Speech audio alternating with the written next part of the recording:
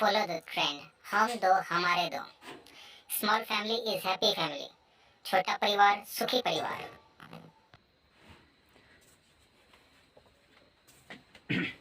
Hello student, कैसे हैं आप लोग? ठीक ठाक है ना? तो आज जो हम लोग पढ़ने वाले हैं, इस टॉपिक का नाम है रिप्रोडक्टिव हेल्थ।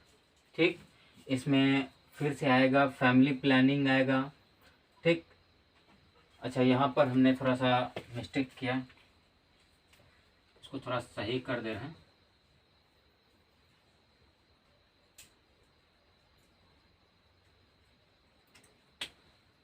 वुमेन हेल्थ,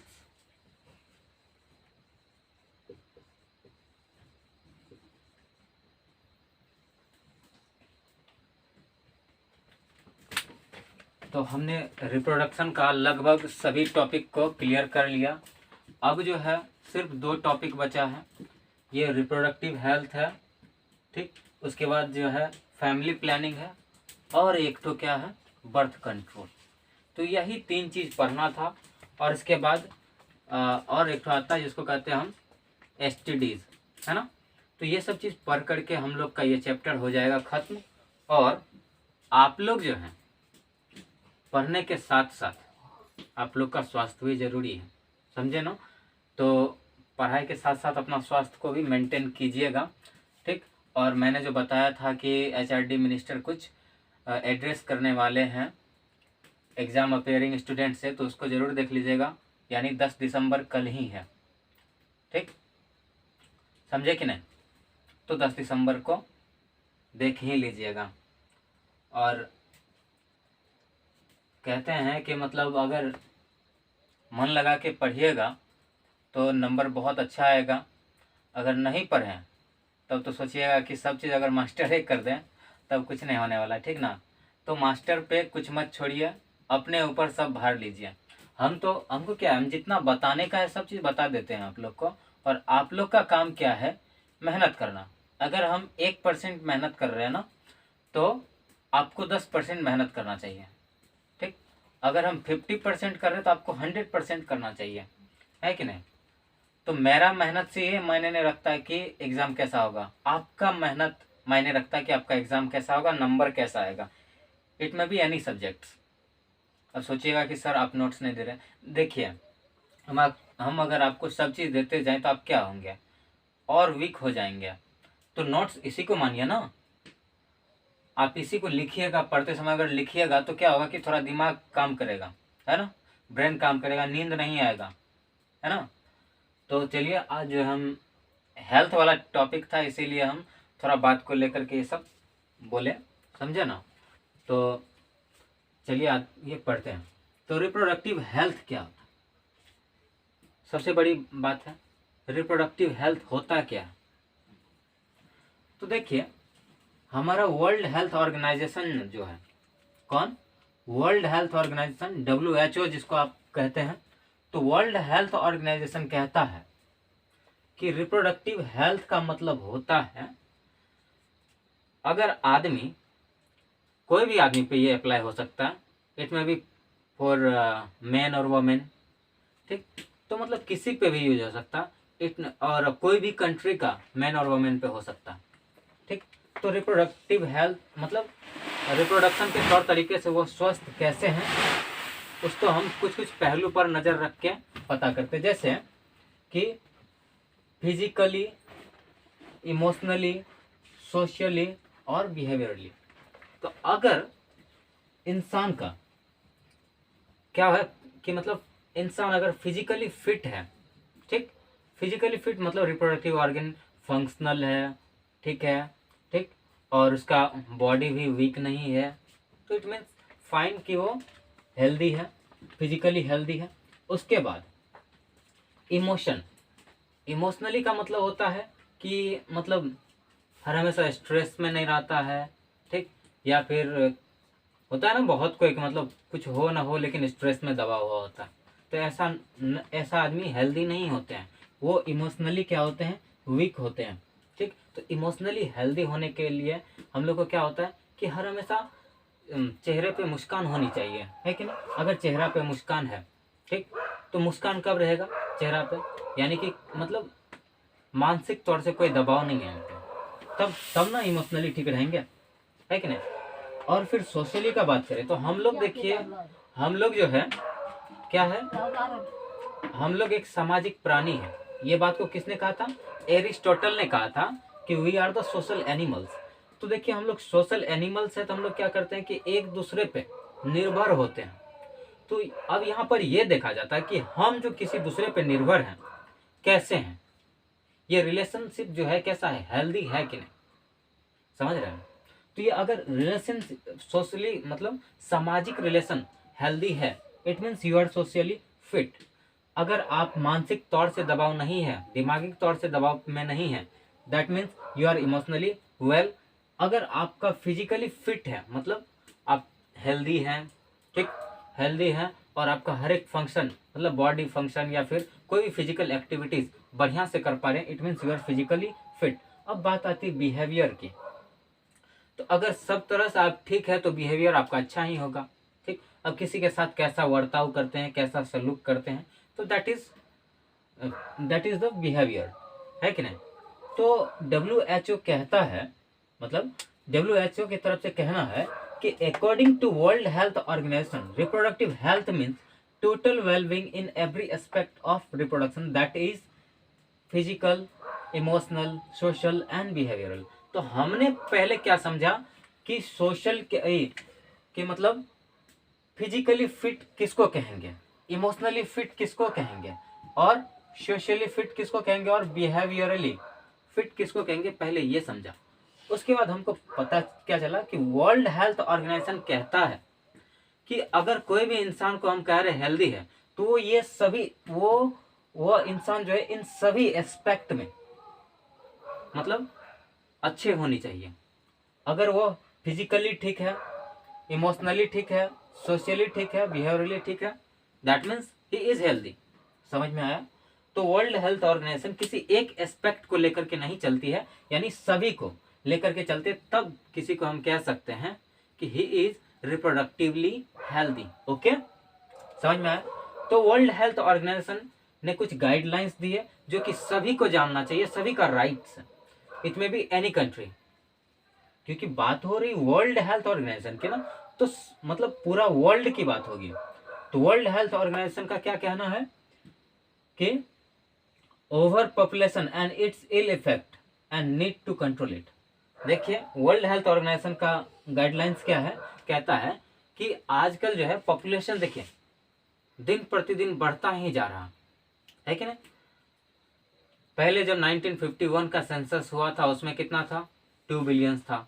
फिर उसके बाद 30 साल बाद कितना हो गया, लगभग क्या कहते हैं कि 6 बिलियन क्रॉस कर गया। तो ऐसे ऐसे करके मतलब देखिए पॉपुलेशन में मतलब इंक्रीमेंट होता ही जा रहा, मतलब रुकता नहीं है। इसको तो कंट्रोल करना चाहिए ना, इसीलिए तो वर्ल्ड हेल्थ ऑर्गेनाइजेशन का गाइडलाइंस क्या कहता है, WHO guidelines for knowledge of reproduction. तो वर्ल्ड हेल्थ की गाइडलाइंस क्या चीज के लिए है, मतलब रिप्रोडक्शन की नॉलेज भी देती है, साथ ही साथ रिप्रोडक्टिव हेल्थ के बारे में कुछ यहाँ पर गाइडलाइंस भी देती है। देखिए क्या है, over population and its ill effect and need to control. कहा जा रहा है कि ये पॉपुलेशन अगर बहुत ज्यादा है तो इसका इल इफेक्ट क्या होगा कि हम लोग का जो बेसिक नीड है ना वो चीज पे मार हो जाएगा, ठीक। जैसे कि अब बताइए कि मतलब क्या कहते हैं, एक घर में ठीक जो कि मतलब 2-3 हजार कमाते हैं, मतलब गार्जियन 2-3 हजार कमाते हैं और 15 बच्चे हैं। एक गार्जियन है 2-3 हजार मंथली कमाते हैं और 15 बच्चे हैं, बताइए कैसे संभालेंगे। तो उसके लिए क्या क्या चीज का दिक्कत होगा, बेसिक नीड्स का दिक्कत होगा कि नहीं, बताइए। उसके लिए क्या जो है बेसिक नीड में आ जाता है, रोटी, कपड़ा और मकान। रोटी, अच्छा, रोटी, कपड़ा और मकान। तो बताइए एक गार्जियन जो कि सिर्फ और सिर्फ 3,000 इनकम है उसका मंथली और उसके 15 बच्चे हैं, तो बताइए वो आदमी क्या क्या चीज पूरा कर पाएगा। मान रोटी पूरा कर पाएगा, नहीं कर पाएगा। क्या कपड़ा पूरा कर पाएगा, नहीं कर पाएगा। और मकान पूरा कर पाएगा, नहीं कर पाएगा।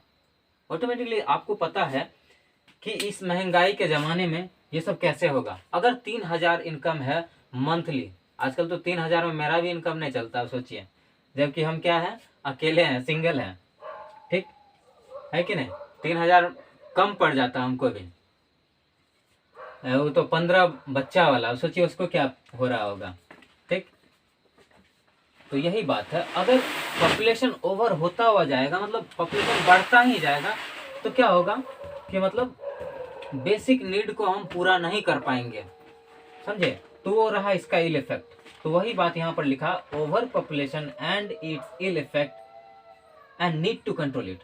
तो ये इसका इल इफेक्ट हम लोग पे ना पड़े, इसीलिए हम लोग को क्या करना है, कंट्रोल करना है, पॉपुलेशन में कंट्रोल करना। तो वो कैसे होगा, अगर घर घर में क्रिकेट टीम नहीं बने तो पॉपुलेशन ऑलरेडी ऑटोमेटिकली कंट्रोल्ड हो जाएगा। अब एक घर जो है, प्रत्येक घर चाहेगा कि हमको एक ही बच्चे चाहिए, तो बताइए पूरा इंडिया का या फिर पूरा वर्ल्ड का पॉपुलेशन घटेगा कि नहीं। लेकिन आदमी को क्या है, क्रिकेट टीम बनाना है। तो क्रिकेट टीम अगर प्रत्येक घर बनाए तो बताइए पूरा इंडिया में कितना ज्यादा क्रिकेट टीम होगा। इसीलिए अब क्रिकेट में भी जगह नहीं मिलने लगा है कि नहीं। तो चलिए अब दूसरी पॉइंट क्या है, WHO के गाइडलाइंस में ये देख लेते हैं। Knowledge of reproductive organ and sexually transmitted disease. कहने का मतलब अब आदमी के बीच में एक नॉलेज होनी चाहिए कि रिप्रोडक्टिव ऑर्गन मतलब क्या होता है, फिट कैसे हैं, और उसके बाद सेक्सुअली ट्रांसमिटेड डिजीज और वेयर टू यूज इट। समझ में आ रहा, ठीक। ट्रक ड्राइवर वाला काम नहीं करना, समझे कि नहीं। मतलब कि जहां मौका मिला वहीं ऐसा कुछ नहीं करना है। कहने का मतलब कि रिप्रोडक्टिव ऑर्गन के बारे में जानकारी होनी चाहिए, हर एक इंसान की राइट है ये, ठीक। और उसके बाद साथ ही साथ ये बात की भी जानकारी होनी चाहिए सेक्सुअली ट्रांसमिटेड डिजीज क्या होता और ये डिजीज होता कैसा है, ठीक। आज हम ना आपको डिजीज के बारे में ऐसा ऐसा बात बताएंगे कि आप लोग क्या कहें, मतलब क्या कहें कि मल्टीपल पार्टनर्स के बारे में भूल जाइएगा, है ना। ये अगर समझे, ये अगर मन में आता है, ख्याल में आता है, तो ये सभी चीज आप लोग का दिमाग से उड़ जाएगा। चलिए अब क्या बताया जा रहा, awareness about reproduction and sex education. दूसरी बात, तो सेक्सुअल रिप्रोडक्शन के बारे में सबको खबर होनी चाहिए, क्या होता है, कैसे होता, क्या क्या प्रिकॉशन, क्या क्या मेजर्स को फॉलो करनी होती है, ये सभी याद होनी चाहिए। साथ ही साथ ठीक उसका एजुकेशन भी होनी चाहिए, ठीक। मतलब उसको क्लीन कैसे रखे, हाइजीन मतलब क्लीन, हाइजीन मतलब क्या कहते हैं, हाइजीन में कैसे रखे, इस चीज को भी याद रखनी चाहिए। उसके बाद बर्थ कंट्रोल डिवाइस का यूज करना ही चाहिए, क्योंकि मान लीजिए अगर आदमी का इंटरेस्ट मतलब इंटरेस्ट को बढ़ावा देना और बच्चे कम चाहिए, तो क्या होगा, बर्थ कंट्रोल डिवाइस का यूज करना होगा, है कि नहीं। उसके बाद care of mother and child, mother और चाइल्ड का केयर भी रखना जरूरी है। तो ये कब रख पाएंगे, जब हमको एजुकेशन रहेगा, मतलब पढ़े लिखे रहेंगे, शिक्षित रहेंगे। बताओ एक मूर्ख आदमी थोड़ी कर पाएगा, कर लेता है लेकिन उतना अच्छा से नहीं कर पाता, क्या क्या जरूरी है, कब नीड है, ये नहीं कर पाता, है कि नहीं। अब उसके बाद देखिए कहा जा रहा है कि prevention of sex abuse and sex related crimes. अब देखिए ये सेक्स को लेकर के क्या होता है कि एक मिथ होता है ना आदमी के मन में। तो ये भ्रम जो होता है ना, इसको हटाना जरूरी है कि नहीं। तो इसी के कारण क्या होता है, सेक्स रिलेटेड क्राइम्स होते हैं, रेप्स होते हैं, है कि नहीं, गैंग रेप्स होते हैं। इसी के कारण अगर ये एजुकेशन हमने पहले ही दे दिया होता स्टूडेंट को, बच्चे को, तो वो बच्चे बड़े होकर के ऐसे आवारा के जैसे नहीं घूमता सड़क पे। इसीलिए एजुकेशन इज मस्ट इम्पोर्टेंट, ठीक।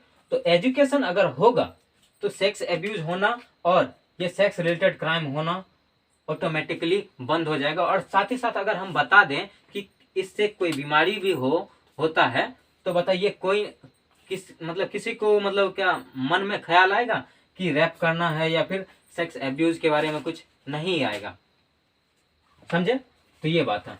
अब चलिए इसके साथ साथ हम तो ये पढ़ लिए WHO का गाइडलाइंस क्या क्या था। अब पढ़ते हैं वुमेन हेल्थ, मतलब वुमेन का हेल्थ जरूरी है कि नहीं। रिप्रोडक्शन के लिए सिर्फ मेल का ही हेल्थ जरूरी है या फिर सिर्फ वुमेन का ही हेल्थ जरूरी है, ये भी मायने रखता। अब किसका हेल्थ जरूरी है, मेल का या फिर फीमेल का? बताइए। दोनों जब हेल्दी रहेंगे तब तो एक अच्छे बच्चे होंगे, तो दोनों का हेल्दी होना जरूरी है, मेल फीमेल दोनों का हेल्दी होना जरूरी है। और लेकिन सबसे ज्यादा केयर वुमेन को चाहिए एज कंपेयर टू मेल, समझे? तो वही बात है, the women's health is very essential for the family, society and the nations, समझे? तो मतलब एक क्या कहते हैं, वुमेन का हेल्थ चाहे दुनिया के लिए हो या फिर देश के लिए हो या फिर समाज के लिए हो या फिर परिवार के लिए हो, मतलब औरत का ख्याल, औरत का स्वास्थ्य रखना सख्त जरूरी है, मतलब उसका ख्याल रखना ही चाहिए।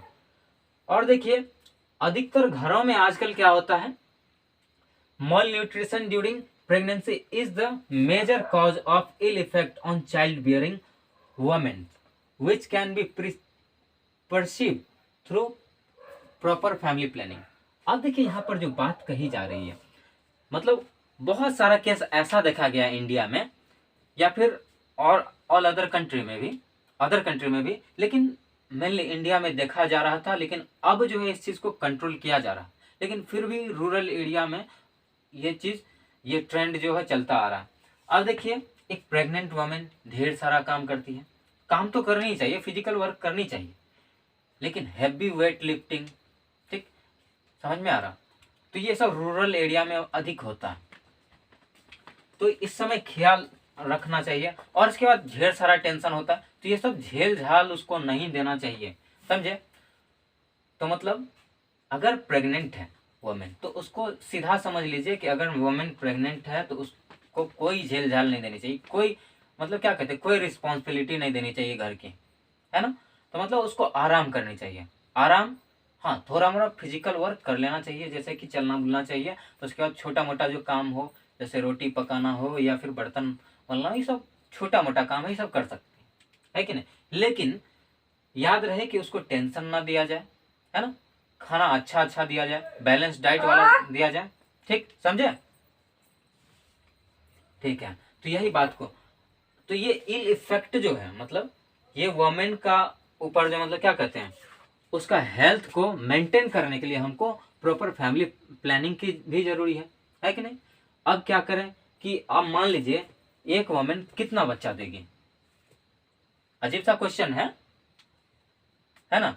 तो अब मान लीजिए एक ही वुमेन से आप जो है 15, 16, 17 ऐसे चाहिएगा बच्चे, तो थोड़ी ना होगा उसका, तो उसका हेल्थ कहाँ रहेगा, है कि नहीं? हेल्थ तो गड़बड़ा जाएगा। तो इस चीज़ को भी मेंटेन करके रखना है, इस चीज़ को भी दिमाग में रखना है कि मतलब उसका हेल्थ बने रहे। तो हमको ज़्यादा नहीं, कितना चाहिए, 2 ही बच्चे चाहिए, ऐसे याद रखनी चाहिए, है कि नहीं? या एक चाहिए, जो एक चाहता है वो तो बहुत ही सुंदर इंसान है, क्योंकि अब बताइए जो 5,000 का भी मंथली कमाता है ना, वो भी मेंटेन कर पाएगा एक बच्चा को, समझे? है कि नहीं? ठीक है, चलिए अब आगे बढ़ते हैं, फैमिली प्लानिंग होता क्या। Population explosion becomes a serious world concern. अब देखिए फैमिली प्लानिंग क्या है, इसके अंतर्गत हम थोड़ा सा पढ़ लेते हैं। देखिए पॉपुलेशन जो है दुनिया में 1951 की बात है, ठीक, तो 1951 में जो सेंसस हुई थी, मतलब जनगणना जो हुआ था 1951 में, उसमें देखा गया था टोटल वर्ल्ड का पॉपुलेशन कितना था, 2 बिलियन। लेकिन कुछ दिन के बाद, मतलब कुछ साल बाद वो कितना हो गया, 6 बिलियन हो गया। तो सोचिए ऐसे ऐसे बढ़ रहा। तो वही बात देखिए, population explosion become a serious world concern. तो ये जो पॉपुलेशन जो बढ़ रहा है ना, ये पॉपुलेशन विस्फोट जो हो रहा है ना, समझ रहे हैं ना, विस्फोट हो रहा है पॉपुलेशन का। ये पॉपुलेशन विस्फोट जो है ना, आदमी के लिए, मतलब इस वर्ल्ड के लिए, इस संसार के लिए, और साथ ही साथ प्रत्येक कंट्री के लिए एक कंसर्न बन गया, एक इशू बन गया कि इसको कंट्रोल कैसे करें। अगर ये बढ़ा तो प्रलय भी बढ़ जाएगा, समझ रहे हैं ना, है कि नहीं? ठीक है, देखिए तो अब देखिए बात आती है इंडिया की। India's population has already cross 1.2 billion. अब देखिए कहा जा रहा है कि इंडिया का पॉपुलेशन जो है, ये भी उसी समय का 1950s के लमसम। तो 1950 में थोड़ा सा कम था, कितना था, 361 मिलियन, इन 1951 की बात करें तो इंडिया की पॉपुलेशन कितनी थी 361 मिलियन, समझे। और अगर बात करें अभी प्रेजेंट की 2020 की तो अभी का पॉपुलेशन कितना है 1 पॉइंट कितना क्या कहेंगे 1.380 बिलियन 1.380 बिलियन। आप सोच लीजिए कितना हो गया 1.380 बिलियन या फिर 1380 मिलियन, यानी 1380 मिलियन पॉपुलेशन अभी प्रेजेंट में है इंडिया का। बताइए उस समय से अभी कितना बढ़ गया है कि नहीं। तो इस चीज को नियंत्रण करना किसका काम है, हम लोग का काम है ना। तो देखिए India population has already crossed 1.2 billion, लेकिन अभी कितना क्रॉस कर गया 1.380 बिलियन। सोच लीजिए कितना ज्यादा क्रॉस हो गया। If the present trend of population growth will continue, very soon there will be food crisis resulting in famine, shortage of shelter and clothing, shortage of drinking water, housing, education and medical care। अब बताइए अगर इसी तरीके से इसी rate से अगर population बढ़ता रहा तो बताइए क्या होगा। ये तो आपको पता है, ये तो मैंने पहले ही बता दिया। ये रोटी कपड़ा और मकान इसका शॉर्टेज हो जाएगा, मतलब ये सब चीज नहीं मिल पाएगा, हर एक व्यक्ति को नहीं मिल पाएगा, जिसके कारण क्या होगा फैमिन यानी भूखमरी। ठीक, रहने की जगह नहीं होगी, उसके बाद कपड़ा तो होगी ही नहीं, मतलब यहाँ पर वही बात है रोटी कपड़ा मकान, ये तीन चीज की शॉर्टेज होने से क्या होगा फैमिन, और इसके बाद क्या होगा मर जाएगा, इंसान मरेगा है ना। और साथ ही साथ अगर बढ़ रहा है तो बताइए हाउसिंग, मतलब अगर आदमी के पास शेल्टर नहीं है, क्लोथिंग नहीं है, फूड नहीं है, तो बताइए उसके पास तो वाटर का भी कमी होगा। उसके बाद अगर इतना चीज नहीं है तो एजुकेशन कहाँ से होगा, और इतना ज्यादा पॉपुलेशन अगर बढ़ेगा इसी रेट से अगर बढ़ेगा तो मेडिकल केयर कहाँ से मिलेगा, फ्री में नहीं ना मिल पाएगा, है कि नहीं। चलिए अब क्या है इस फैमिली प्लानिंग का ऑब्जेक्टिव्स क्या है, ठीक, जो कि प्रत्येक देश के गवर्नमेंट के द्वारा चलाया जाता है। इसका ऑब्जेक्टिव, पहला ऑब्जेक्टिव को पढ़ते क्या है, टू अवॉइड अनवांटेड प्रेगनेंसी।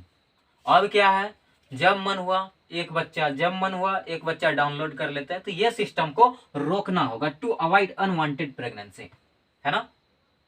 अब जब प्रेगनेंसी जरूरी नहीं है, जब बच्चे जरूरी नहीं है, तो प्रेगनेंसी क्यों जरूरी है कि नहीं। तो इस चीज को कंट्रोल करना चाहिए, यानी अनलिमिटेड डाउनलोड पे नहीं लगा देना चाहिए, है कि नहीं, जब चाहिए तभी, है कि नहीं। और उसके बाद to have proper gap between two pregnancy, और दो प्रेगनेंसी के बीच में एक प्रॉपर गैप होनी चाहिए, 2 साल का 3 साल का, ऐसे, है कि नहीं। अब क्या है एक ठो तुरंत डाउनलोड हुआ फिर से प्रोसेसिंग में लगा दिया, तो अब सोचिए ये वाला प्रोसेस कितना खतरनाक है, समझ रहे हैं कि नहीं। तो कितना खतरनाक है ये बात, समझ रहे हैं ना। अब देखिए to limit the number of children, अब क्रिकेट टीम नहीं बनाना, याद रहे, ठीक, प्रत्येक घर में अगर हम बच्चे का नंबर कम करते जाएं तो क्रिकेट टीम नहीं बनेगा ऑटोमेटिकली, है कि नहीं।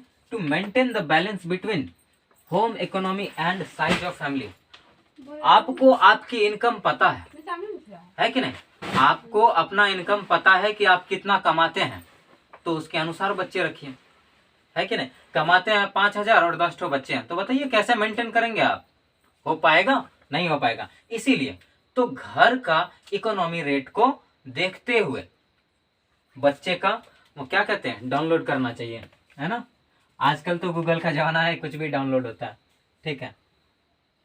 अब उतना ही बच्चे पैदा कीजिए जितना को आप पूरा फैसिलिटी दे सकें, एजुकेशन दे सकें, प्रॉपर एजुकेशन दे सके, प्रॉपर न्यूट्रिशन दे सके, बैलेंस डाइट दे सके, उतना ही। यही बात यहाँ पर लिखा है, to provide total welfare of the small family including nutrition of child and pregnant women, subsequent care of child by immunization to ensure his और हर सर्वाइवल। और इसके बाद बर्थ के समय एक बात का ध्यान रहे कि उसको सुई लगवाएं, हैं या नहीं लगवाएं, ये सब बात का ध्यान हर हमेशा रखना चाहिए। ठीक, तो मतलब समय समय पर उसको इम्यूनिटी वाला फूड भी चाहिए। ठीक, मतलब रोग प्रतिरोधक क्षमता वाला फूड भी चाहिए, यानी बैलेंस डाइट फूड चाहिए। साथ ही साथ समय समय पे उसको कुछ कुछ केयर वाला जो सुई होता है, मतलब इम्यून सिस्टम वाला जो सुई होता है, जैसे कि पोलियो वाला होता है, डिप्थीरिया वाला होता है कि नहीं, तो ये सब सुई का देना अनिवार्य है कि नहीं, ताकि बच्चे जो है जी सके, मरे नहीं, पूरा जिंदगी जी सके, है कि नहीं। अब बर्थ कंट्रोल पर आते हैं। तो फैमिली प्लानिंग तो हमने समझ लिया।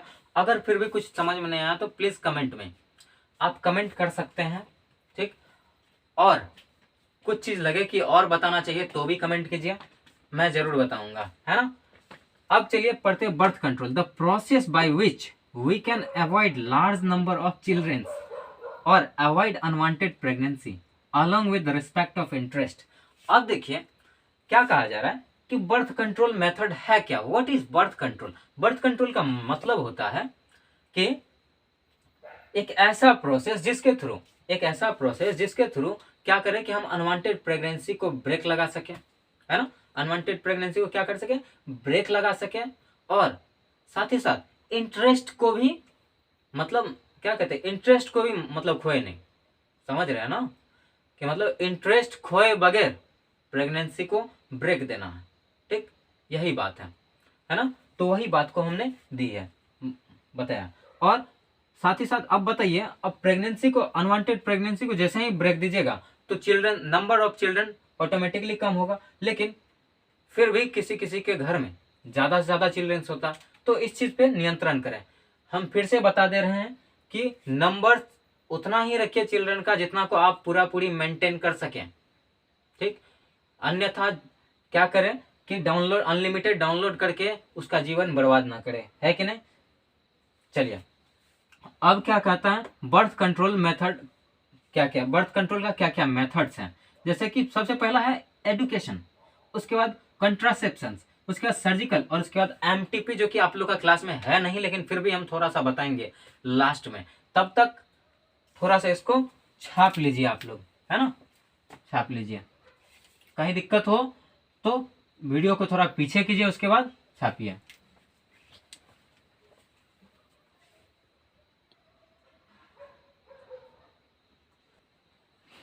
उतार लिए थे पिछले वाला। चलिए अब जो है क्या पढ़ते हैं, क्या चीज, मेथड्स ऑफ बर्थ कंट्रोल। तो बर्थ कंट्रोल में मेथड में सबसे पहला था एडुकेशन, था ना, एडुकेशन, उसके बाद कंट्रासेप्शन, है ना। तो अब कंट्रासेप्शन को डिटेल्स में पढ़ेंगे। ठीक, समझे। पहले देख लेते एडुकेशन, मतलब फैमिली प्लानिंग या फिर बर्थ कंट्रोल के लिए एजुकेशन का क्या जरूरी है, समझ में आ रहा। तो मतलब पढ़ा लिखा होने से क्या फायदा है, बर्थ कंट्रोल को क्या नाता है, ये देख लेते हैं। देख लीजिए, it is the most effective method in making the people aware of the advantages of small family and disadvantages of the large family.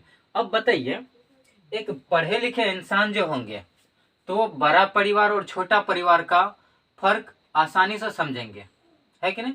उसको पता चलेगा कि मतलब बड़ा परिवार अच्छा है या छोटा परिवार अच्छा, तो मतलब इसके अनुसार से वो डिसीजन लेंगे, अगर पढ़े लिखे हैं, है कि नहीं। तो अगर पढ़े लिखे हैं तो ये बात दिमाग में आएगा, अदरवाइज नहीं आएगा, है कि नहीं।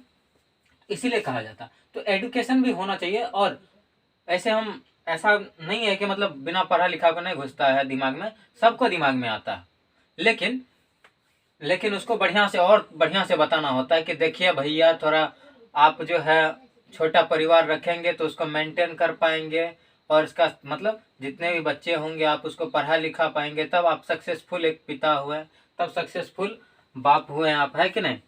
नहीं तो क्या होगा कि 15-16 ठो है, कोई मुर्गी बेच रहा है, कोई अंडा बेच रहा है, कोई धान, क्या कहते हैं उसको, मतलब सब अपना अपना काम पे है, गैरेज वैरेज पे है। तो ऐसा नहीं होनी चाहिए, सबको एजुकेशन जरूरी है, पढ़ा लिखा होना चाहिए। ठीक, तो इसीलिए अगर हम बता देंगे तो एडुकेशनल वे से अगर हम बता दें कि फैमिली प्लानिंग ऐसा करना चाहिए, मतलब छोटा परिवार होना चाहिए, इससे कि मतलब हमारा देश को भी हमसे कोई घाटा ना हो और ना ही हमें घाटा हो, है कि नहीं। ना ही हम अनसक्सेसफुल फादर कहलाए, ना तो मेरा देश के लिए हम बोझ बन जाए, ऐसा नहीं करें। ठीक, तो ये सब चीज बता देंगे पहले, मतलब पढ़ाई के तौर में अगर बता दिया जाए तो क्या होगा कि ऑटोमेटिकली पॉपुलेशन कंट्रोल होगा। अब देखिए इसको कैसे बता सकते हैं, एक मतलब मान लीजिए कि सेमिनार लगा के भी बता सकते हैं। तो mass should be educated about various ways of fertility control, और सभी आदमी को बताना चाहिए या फिर पता रहनी चाहिए कि क्या क्या तरीका है फर्टिलिटी को कंट्रोल में रखने का, है कि ना। ऐसा थोड़ी कि फर्टाइल पीरियड है तो मतलब हम डाउनलोड लगाते चलिए, ऐसा थोड़ी होता है। तो इसका मतलब ये होता है कि आप कुछ कुछ दवाई भी आया है, इस सब का यूज कीजिए, या फिर आप अपना इंटरेस्ट के समय कुछ कंट्रासेप्टिव्स का यूज कीजिए, ऑटोमेटिकली कंट्रोल रहेगा, है कि नहीं, समझ रहे हैं। ठीक है, तो अब चलिए क्या कहते हैं मेथड ऑफ कंट्रासेप्शन। तो सबसे पहले कंट्रासेप्शन है क्या, इस चीज को जान ले, उसके बाद मेथड ऑफ कंट्रासेप्शन जानेंगे। कंट्रासेप्शन का मतलब होता है प्रेगनेंसी को अवॉइड करना, समझ रहे। तो contraception is the avoidance of pregnancy by preventing fertilization of ovum. कहने का मतलब हम ओवम का फर्टिलाइजेशन को जैसे अवॉइड करेंगे, तो अवॉइड करने के लिए हमको कोई ना कोई यंत्र का यूज करना होगा, कोई ना कोई सामान का यूज करना होगा, जिसके जरिए क्या करेंगे हम स्पर्म और ओवम को दूर करके रखेंगे। तो ठीक, स्पर्म और ओवम में तो बहुत प्यार होता है, ठीक, जन्मों जन्मों का नाता होता है, खोज लेता है। तो इसीलिए उसको क्या कहते हैं कि मतलब उसको अगर रोकना चाहेंगे तो हम क्या कहेंगे कि भाई तुम्हारे बीच में बैरियर लगा देंगे, बोलेंगे तुम उधर रहो और ये इधर रहेगा। ठीक, दोनों का मिलन हुआ तो मतलब गुल खिला, तो गुल खिलने ही नहीं देंगे।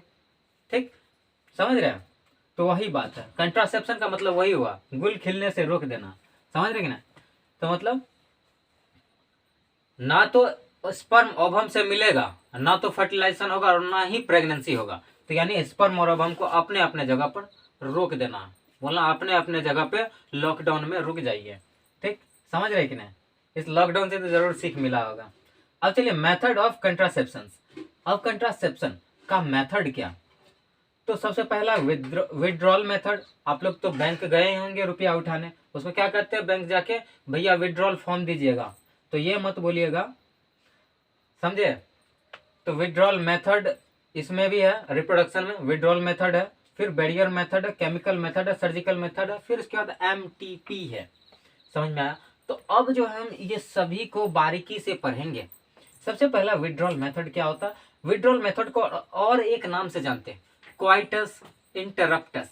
क्या कहते हैं, क्वाइटस इंटरप्टस। ये आपका क्लास में नहीं है, 10th में नहीं है, फिर भी हम बता रहे हैं एक्स्ट्रा नॉलेज के लिए। हमको पता है कि आजकल का स्टूडेंट ज्यादा पढ़ता नहीं है और उसके पास समय है कहाँ, फेसबुक, ट्विटर और ये सब इंस्टाग्राम से या फिर स्नैक वीडियो से, इस सब से मौका ही नहीं मिलता पढ़ने का। ठीक है, फिर भी हम इतना अच्छा से बता दे रहे हैं कि आपका दिमाग में रह जाए, दोबारा ना पढ़ना पड़े। ठीक, चलिए।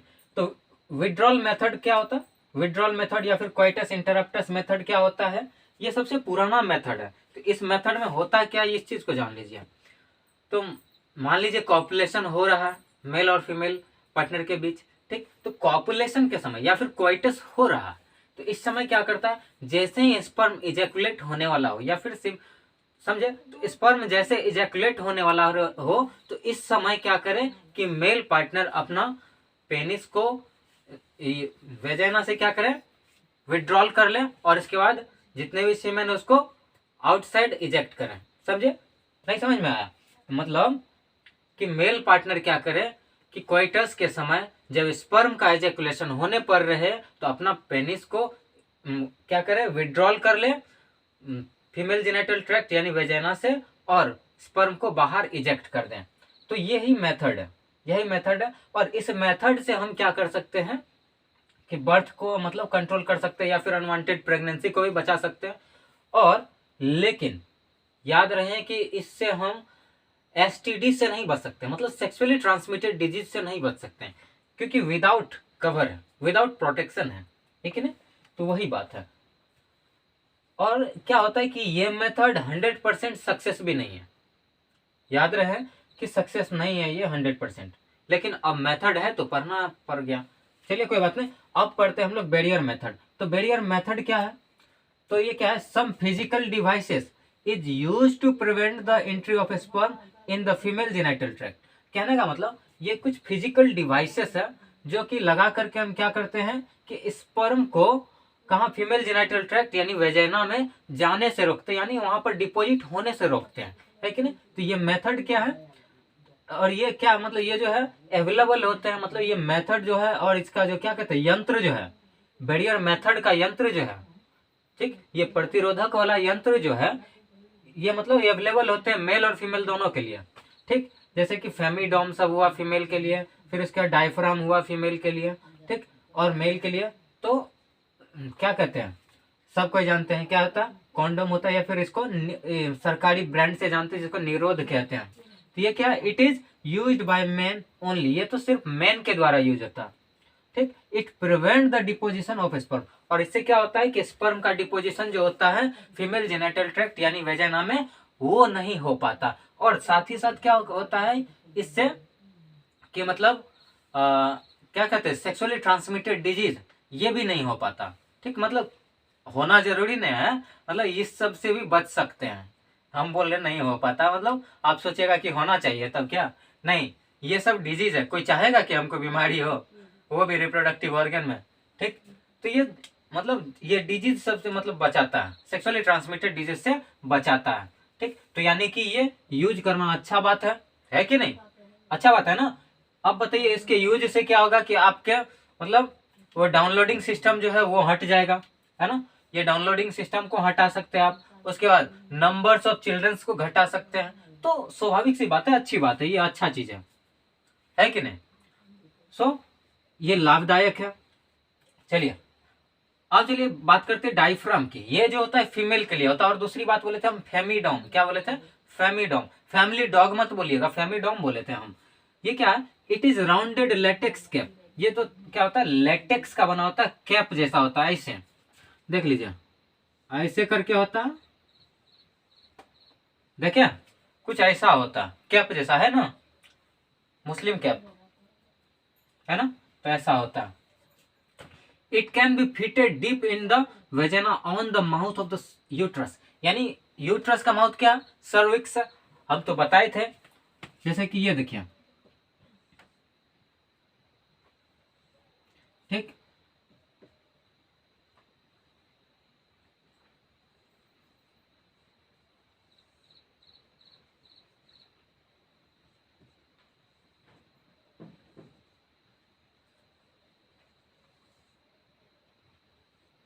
कुछ ऐसा था।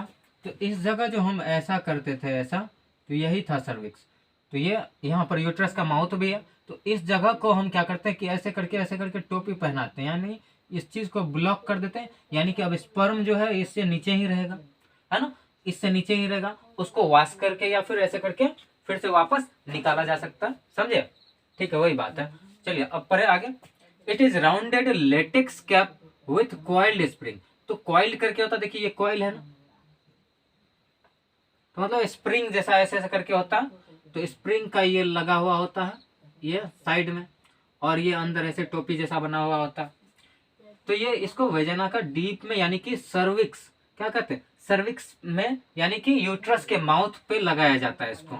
It prevent the entry of sperm into the uterus, यानी कि यूट्रस में तो क्या होता है कि स्पर्म यहीं से ना जाता है, तो इधर से जाता है ना, अच्छा इससे बता देते हैं, देखिए स्पर्म यहीं से जाता है ऐसे करके दौड़ते हुए,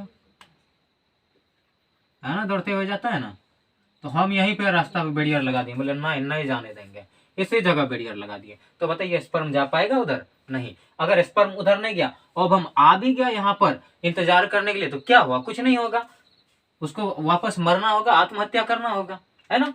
तो यही बात है। तो ये सब चीज अगर लगा दिए तो मतलब स्पर्म नहीं गया, फर्टिलाइजेशन नहीं हुआ, अनवांटेड प्रेगनेंसी बच गया, यानी ये भी जरूरी है ना, डायफ्राम भी जरूरी है। चलिए अब पढ़ते हैं IUCDs यानी इंट्रा यूटेराइन कंट्रासेप्टिव डिवाइसेस, इसको शॉर्ट फॉर्म में कहते हैं IUCDs, intra uterine contraceptive devices. तो देखिए इंट्रा यूटेराइन कंट्रासेप्टिव डिवाइसेस क्या चीज है, मेड अप ऑफ ये प्लास्टिक से भी बने हो सकते हैं या फिर स्टेनलेस स्टील, यानी स्टेनलेस जिसमें कि जंग नहीं लगता है, समझे, ऐसा स्टील जिसमें कि जंग नहीं लगता वैसा स्टील से बना होता। And commonly known as loop, या कॉमनली इसको हम लूप कहते हैं या फिर कोपर्टी कहते हैं। मैं आपको बता दूं, अगर आप हायर क्लास में जाओगे और बायोलॉजी रखोगे, अगर आपको इंटरेस्ट है कि you want to be a doctor, then class 11 या 12th में आप लोग को, ये 12th में आप लोग को ये कॉपर्टी का भी ढेर सारा टाइप्स पढ़ने के लिए मिलेगा। ठीक, जैसे कि कॉपर्टी कॉपर्टी कॉपर्टी 380 है, उसके बाद मल्टी लोड 375, ठीक, उसके बाद कॉपर्टी, अच्छा कॉपर्टी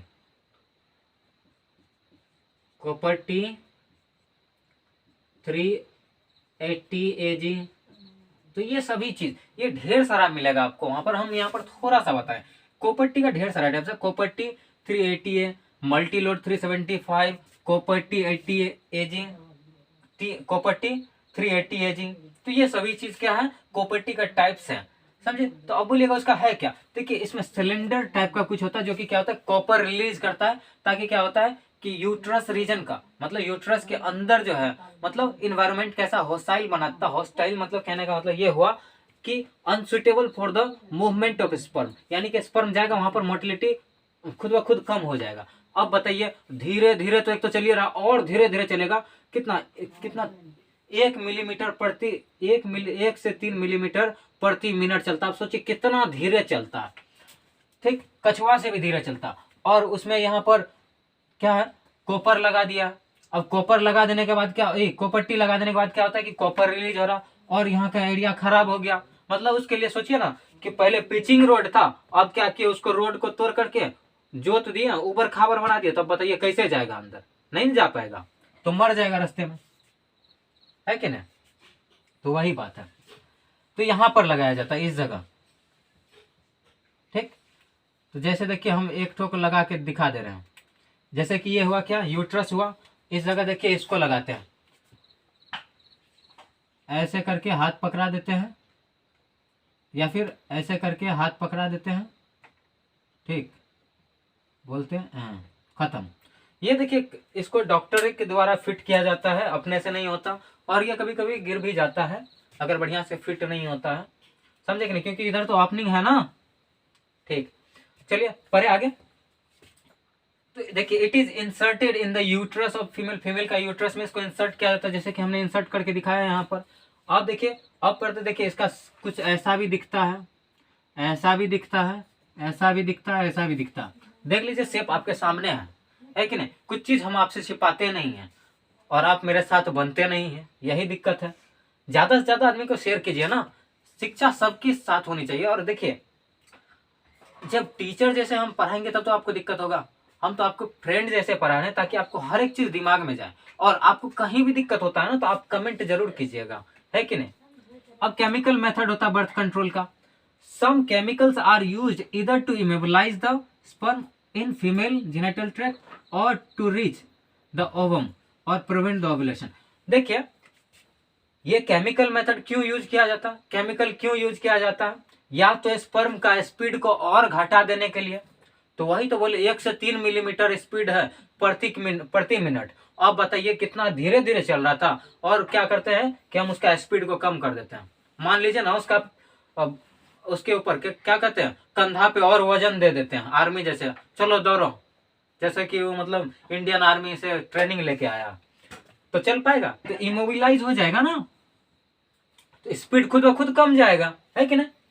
द स्पर्म इन, अब क्या होता है, या फिर तो या तो स्पर्म को इमोबिलाइज कर सकते हैं, मतलब रोक सकते हैं, मतलब स्पीड को ब्रेक कर सकते हैं उसका, या फिर हम ओव्यूलेशन को रोक सकते हैं, यानी क्या कहते हैं उसको, अंडो उत्सर्ग कहते हैं शायद हिंदी में, ठीक। तो अंडो उत्सर्ग को रोक सकते हैं, है ना, यानी एग को निकलने से रोक सकते हैं, right, okay. Now let's come to spermicides. अच्छा केमिकल में आ जाता पहला स्पर्मिसाइड। चलिए, तो स्पर्मिसाइड क्या है, तो यानी देख लीजिए, आप लोग के पापा अगर किसान होंगे तो आप तो एक तो जानते होंगे, पापा पेस्टिसाइड्स जरूर लाते होंगे, इंसेक्टिसाइड्स जरूर लाते होंगे, वीडीसाइड जरूर लाते होंगे। अब बोलिएगा ये सब है क्या? इंसेक्टिसाइड कीड़ा मारने के लिए, और पेस्टिसाइड वो भी कीड़ा मारने के लिए, और वीडीसाइड घास मारने के लिए सब लाते होंगे ना। तो या फिर हर्बिसाइड आजकल कहते हैं उसको, छोटका छोटका घास को मारने के लिए, ये सब लाते हैं ना।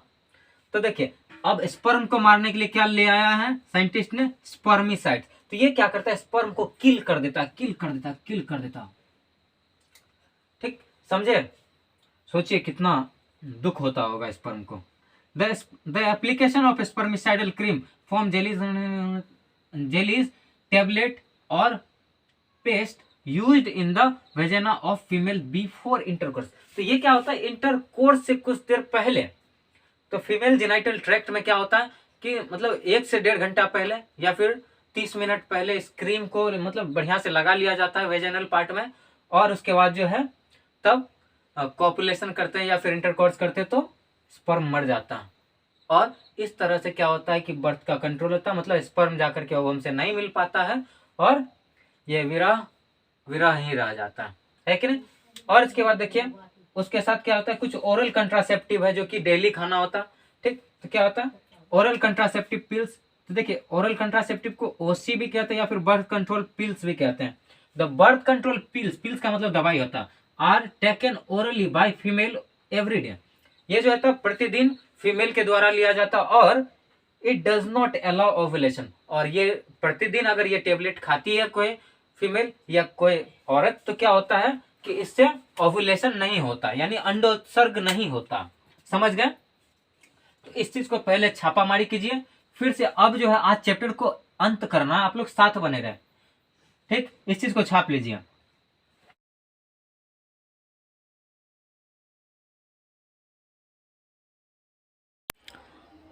तो पिछले वाला आप लोग ने उतार लिया। अब जो है क्या पढ़ेंगे हम लोग? सर्जिकल मेथड के बारे में पढ़ेंगे, जिसको कि हम स्टेरिलाइजेशन भी कहते हैं, जिसमें कि हमको क्या पढ़ना है? वेसेक्टोमी पढ़ना है, ट्यूबेक्टोमी पढ़ना है, फिर मेडिकल टर्मिनेशन ऑफ प्रेगनेंसी पढ़ना है, फिर उसके बाद एक मोस्ट इंपॉर्टेंट टॉपिक जिसको कहते हैं सेक्सुअली ट्रांसमिटेड डिजीज, ये पढ़ना है। तो चलिए पहले हम शुरू करते हैं इससे। तो आपको अभी तक में जो पढ़ाए हैं हमने क्या क्या पढ़ा दिया? बैरियर मेथड पढ़ा दिया है ना, विड्रॉल मेथड पढ़ा दिया है। अब जो है हम आपको लास्ट मेथड जो पढ़ा रहे हैं बर्थ कंट्रोल का, क्या है? स्टेरिलाइजेशन मेथड, यानी सर्जिकल मेथड। ठीक, तो देखिए ये क्या है, यहाँ पर देखिए क्या लिखा, this method of birth control are available for both male and female. ये एक ऐसा मेथड है बर्थ कंट्रोल का, ठीक, कि मतलब जो कि मेल और फीमेल दोनों के लिए ही है। समझे? समझे कि नहीं? तो देखिए अगर आदमी जो है, आपको तो पता है आदमी कितना चतुर है, एक सिस्टम आता है तो फिर दूसरा सिस्टम के लिए सोचता है, फिर दूसरा सिस्टम आता है, तीसरा सिस्टम सोचता है कि हो ये बेकार है। लेकिन याद रखिए ये सिस्टम को अगर एक बार मान लिया ना आदमी, ये सिस्टम के अंतर्गत एक बार इसके विधि विधान से चल गया तो क्या होगा कि मतलब फिर से उसको कोई मतलब क्या कहते हैं, कोई डिवाइस का यूज करना नहीं पड़ेगा, है ना। तो ये क्या है? नसबंदी वाला सिस्टम है, जिसको कि ऑपरेशन कहते हैं। तो देखिए मेल में क्या होता है? वेसेक्टोमी, और फीमेल में क्या होता है? ट्यूबेक्टोमी। तो मेल में हम क्या करते हैं कि देखिए क्या लिखा हुआ, a small incision is made in the side of scrotum. तो स्क्रोटम के साइड में, जैसे कि ये ऐसे करके स्क्रोटम होता है, तो इस साइड में यहाँ पर, ठीक, तो साइड में कट किया जाता है। फिर इसके बाद क्या होता है? वास्ट डिफरेंस का थोड़ा सा पोर्शन को काट के निकाल दिया जाता है, और इसके बाद क्या किया जाता है? जो दोनों कटेड पोर्शन है तो उसको क्या किया जाता है? बांध दिया जाता है। समझ रहे हैं? लाइगेट कर दिया जाता है, दोनों को ऐसे करके मोड़ करके बांध दिया जाता है, ठीक, ताकि फिर से जुड़े नहीं। अब जुड़ेगा भी कैसे? अब मान लीजिए इसके यहाँ इन दोनों का बीच का कनेक्शन ये था रेड वाला, हम रेड वाला जो है ये पोर्शन को खोल देंगे। ओके, खुलता भी नहीं है जल्दी ना, यही प्रॉब्लम है। देख लीजिए अब तो ये बीच में गैप हो गया ना, तो हम क्या किए? तो ये गैप हो गया, अब कभी मिलेगा भी नहीं मिलेगा, क्योंकि इतना पोर्शन बीच वाला तो हम निकाल दिए। तो ऐसा ही होता है, समझे? ठीक है। अब देखिए अब इसका मतलब ये नहीं है कि अब मेल जो है क्या होता है, नॉर्मली सेक्स नहीं कर पाएगा, मतलब क्या कहते हैं, नॉर्मली सेक्सुअल रिप्रोडक्शन को फील नहीं कर पाएगा, ऐसा कोई बात नहीं है। तो क्या होता है कि वो कॉपुलेशन कर सकता है, ठीक, और नॉर्मल फील भी ले सकता है ना, लेकिन उसका स्पर्म में क्या होगा, उसका सीमेन में क्या होगा कि स्पर्म नहीं रहेगा, उसका सीमेन लैक स्पर्म है कि नहीं। तो लिखा हो ना, द सीमेन ऑफ वेसेक्टोमाइज्ड सीमेन, अच्छा मैन लिख देते हैं, the semen of vasectomized man do not contain sperm. समझ में आया। तो जिन्होंने वेसेक्टोमाइज्ड करवा लिया, मतलब वेसेक्टोमी करवा लिया है, उसका सीमेन में क्या होता है कि स्पर्म नहीं होता। तो बताइए मेन काम कौन करता था, स्पर्म ही ना करता था, स्पर्म ही जाकर के ओवम से मिलता था तब ना जाके फर्टिलाइजेशन होता था। अगर ये स्पर्म जाके मिलवे नहीं करेगा तो कहाँ से होगा, है ना, गुल खिलेगा, गुल खिलने का कोई बात ही नहीं है, यही बात है। तो चलिए अब ट्यूबेक्टोमी के बारे में पढ़ते हैं। ट्यूबेक्टोमी क्या होता है, तो देखिए ये फीमेल में होता है, ये तो आपको पता ही है। और याद रखने की तरीका ये देखिएगा, जहां पर यहाँ वेसेक्टोमी, तो यहाँ पर वास से समझ जाइएगा, VAS है ना, तो VAS से आप समझ जाइएगा कि ये मेल में होगा। और ट्यूबेक्टोमी यहाँ TUBE, तो ट्यूब जहां देखिएगा वहां समझ लीजिएगा फीमेल में होगा ये सिस्टम। क्यों ऐसा बोले हम, क्योंकि VAS से क्या होता है वास्ट डिफरेंस, और ट्यूब से क्या होता है फेलोपियन ट्यूब, है ना। तो यही बात है। तो फेलोपियन ट्यूब किसमें होता है, फीमेल में, यानी ट्यूब वाला होगा जो किसमें, फीमेल में, है कि नहीं, और वास वाला किसमें होगा, मेल में। तो वही बात है, याद रखने की ये प्रोसेस है। तो इसमें देखिए क्या होता है, इसमें भी छोटा सा कट किया जाता है, कट लगाया जाता है, ठीक, ठीक ना, थोड़ा सा कट लगा करके क्या किया जाता है कि फेलोपियन ट्यूब का, समझ रहे, प्यूबिक रीजन में कट किया जाता है, ठीक। तो कट करके क्या किया जाता है कि थोड़ा सा फेलोपियन ट्यूब का पोर्शन को काट करके निकाल दिया जाता है, ठीक। और इसके बाद दोनों साइड जो कटा हुआ है उसको बांध दिया जाता है, लाइगेट कर दिया जाता है। अब बताइए अंडा जो निकलेगा वो तो फेलोपियन ट्यूब में नहीं आएगा, और फेलोपियन ट्यूब में आएगा ही नहीं, तो बताइए स्पर्म तब आ भी जाए तो क्या फर्टिलाइजेशन होगा, है कि नहीं। तो ये नसबंदी वाला सिस्टम एक ऐसा सिस्टम है ना कि अगर कोई दोनों में से दो पार्टनर में से कोई एक भी करा लेना तो मतलब चल सकता है, जरूरी नहीं है कि दोनों को कराना ही चाहिए, ठीक, मेल को भी कराना चाहिए, फीमेल को भी कराना चाहिए, कोई एक करा ले तो काम बन जाएगा, बर्थ कंट्रोल वाला सिस्टम कंट्रोल में आ जाएगा, है ना, ठीक है। तो आप लोग क्या कहते हैं, आप लोग डिसाइड कर लीजिएगा किसको करना है ना, वही बात यहाँ पर लिखे देखिए, but this not affect the normal sexual life. यानी इसका मतलब यह है कि नसबंदी करा लेने के बाद ऐसा नहीं होता है कि नॉर्मल सेक्सुअल लाइफ को खो देता है एक इंसान, ऐसा नहीं होता, नॉर्मल सेक्सुअल लाइफ को फील कर सकता है, ठीक। अब चलिए एक वर्ड है जिसको कहते हैं मेडिकल टर्मिनेशन ऑफ प्रेगनेंसी, जिसको कि हम शॉर्ट फॉर्म में MTP भी कहते हैं।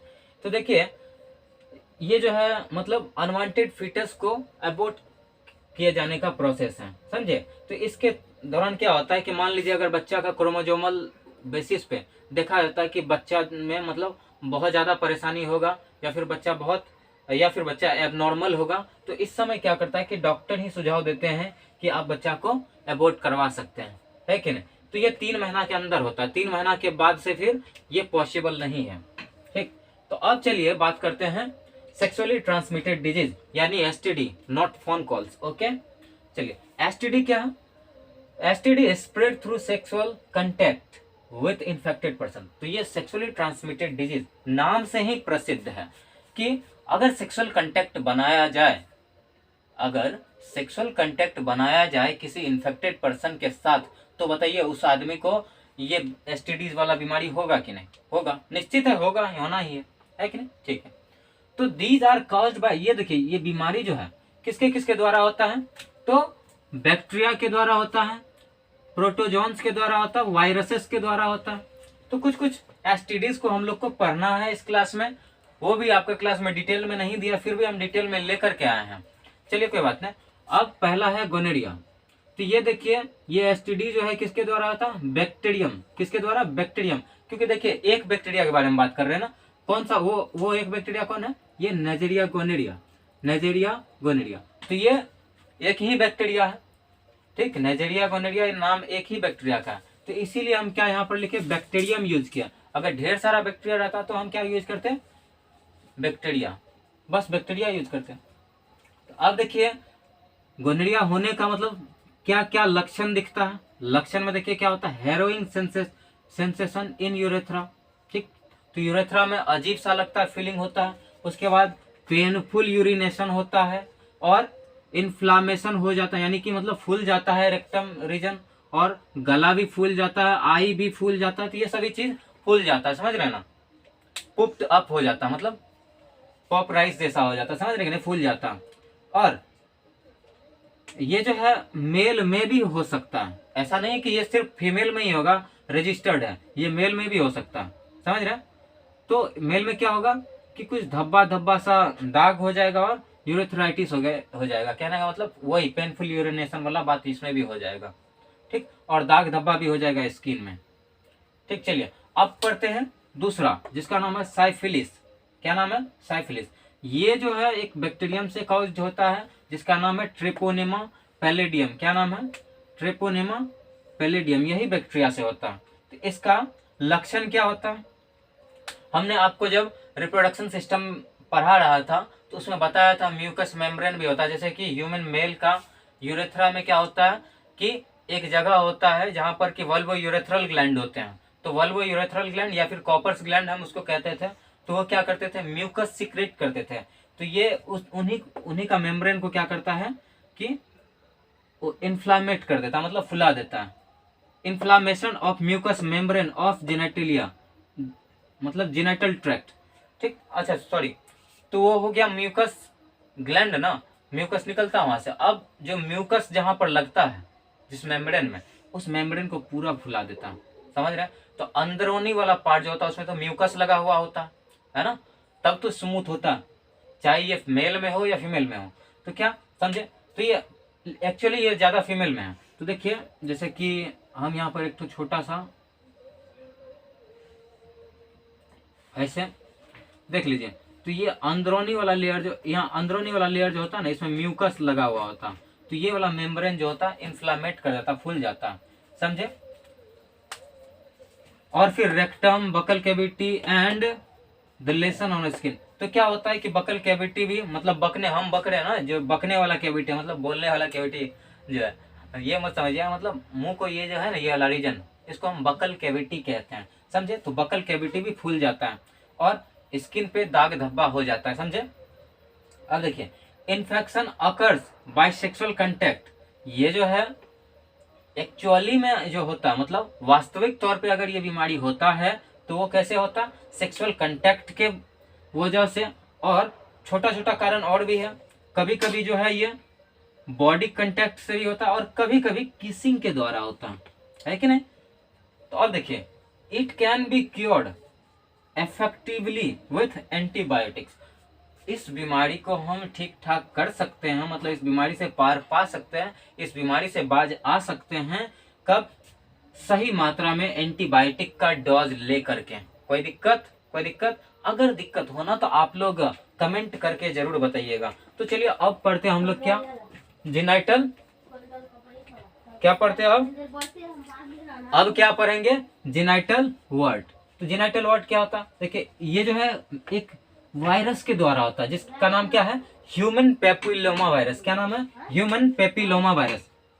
क्या नाम, ह्यूमन पेपिलोमा वायरस। इसको हम शॉर्ट फॉर्म में क्या कहते हैं, हप्पू। क्या कहते हैं, हप्पू, नॉट पप्पू, ओके। क्या कहेंगे, हप्पू, HPU, समझे। It is caused by virus called human papilloma, यानी हप्पू, ठीक।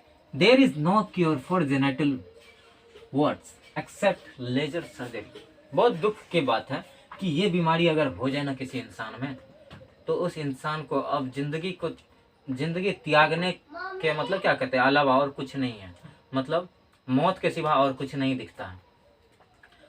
हाँ अगर वो आदमी करोड़पति है, ठीक, तो हो सकता है कि उसका इलाज पॉसिबल है, वो भी नेग्लिजिबल है, लेकिन हो सकता है पॉसिबल, जैसे लेजर सर्जरी करके, समझे, समझ रहे कि ना। चलिए अब दूसरा पढ़ते हैं, genital herpes caused by virus called herp simplex. तो ये भी वायरस के द्वारा होता है, जिसका नाम है हर्प सिंप्लेक्स। क्या नाम है, हर्प सिंप्लेक्स। नाम सिंप्लेक्स है लेकिन बीमारी सिंपल कॉज नहीं करता, ये भी इनक्योरेबल बीमारी है, जिसका कोई इलाज नहीं है, ला इलाज। ऐसा मतलब ये बीमारी हो जाए एक बार इंसान को तो बस वो मौत के लिए दिन गिनते रहे, है कि नहीं?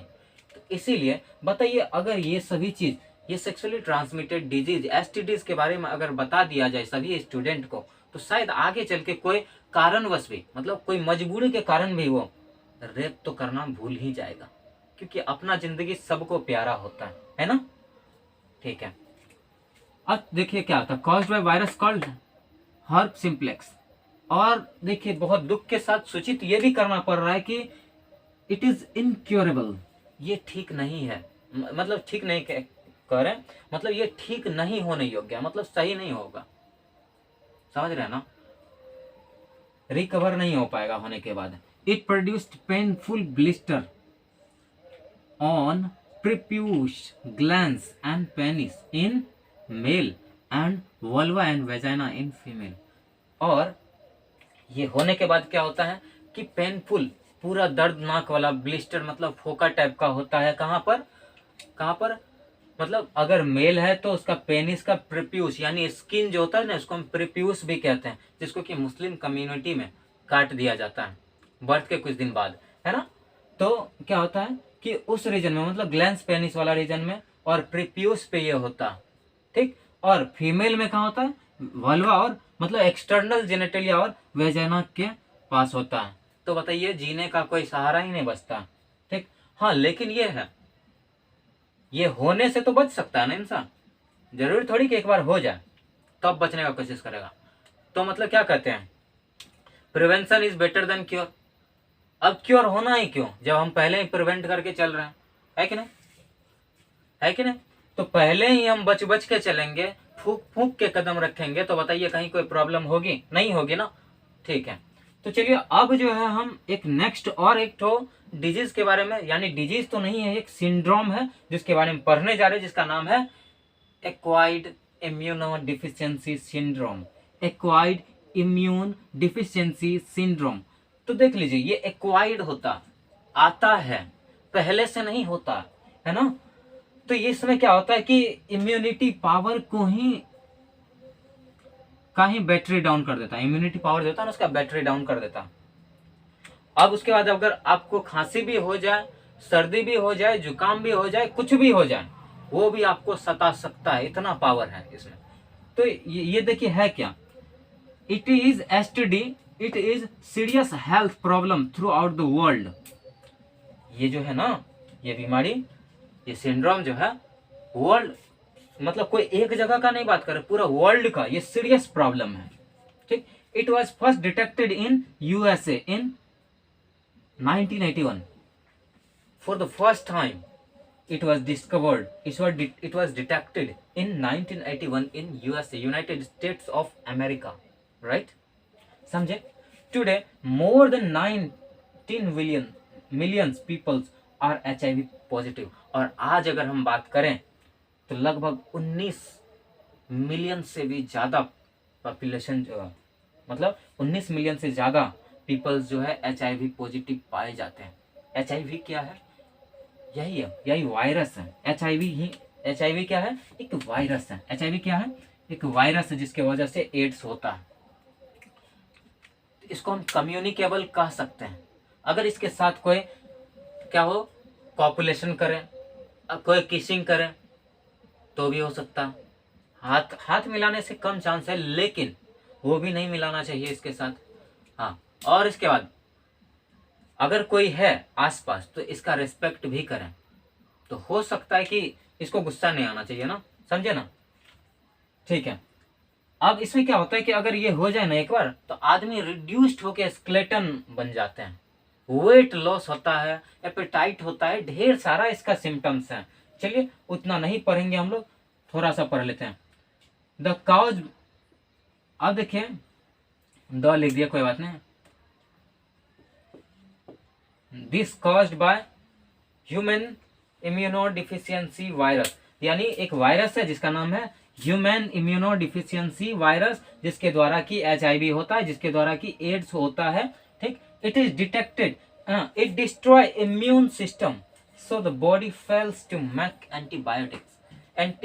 एंटीबॉडीज, हम लोग का बॉडी में क्या होता है कि फॉरेन पार्टिकल्स के लिए एंटीबॉडीज बनते हैं। अगर कुछ भी मतलब कोई भी पार्टिकल्स बाहर से आता है ना हम लोग का बॉडी में, तो हम लोग का बॉडी बोलता है, बॉडी का सेल बोलता है अरे इसको तो कभी नहीं देखा था, ये नया लग रहा है। तो उसके लिए क्या होता है कि धराधर एंटीबायोटिक बनाने लगता, एंटीबॉडी बनाने लगता। और वो एंटीबॉडी क्या करता है पता है, वो एंटीबॉडी जो है फिर से अगर ये आता है ना, कभी एक बार तो भगा ही देता है, अगर फिर से आता तो तुरंत पहचान जाता है, क्योंकि हम लोग के अंदर लिम्फोसाइट होते हैं, टी हेल्पर, टी सप्रेसर और टी किलर।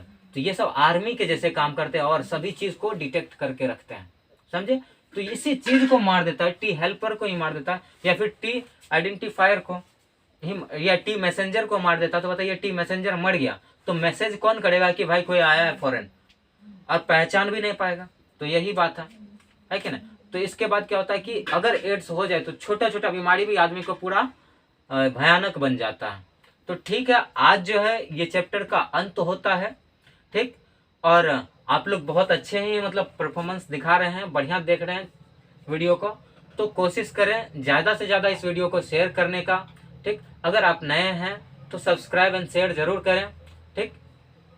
और कमेंट करके जरूर बताइएगा कि आप लोग को वीडियो कैसा लगा, और अगर इसमें कुछ चेंजेस करनी चाहिए तो ये भी जरूर बताइएगा, ठीक। क्योंकि आप लोग के हिसाब से हम वीडियो बना सकते हैं कि नहीं। तो जो आप लोग को, जैसा आप लोग को पसंद हो, है ना। तो आप लोग को अगर फिर भी इतना समझाने के बावजूद भी अगर कुछ समझ में नहीं आया तो आप हमको कमेंट कर सकते हैं कमेंट बॉक्स में। और पिछले वीडियो अगर नहीं देखे हैं तो मैं डिस्क्रिप्शन में सभी वीडियो का लिंक दे दूंगा, ठीक। आप वहां से जाकर के देख सकेंगे, मतलब A to Z जितना भी हमने वीडियो बनाया ना अभी तक, तो सभी का लिंक दे दूंगा। हाँ, तो शेयर करना ना भूले और सब्सक्राइब करना ना भूले, ठीक, समझे।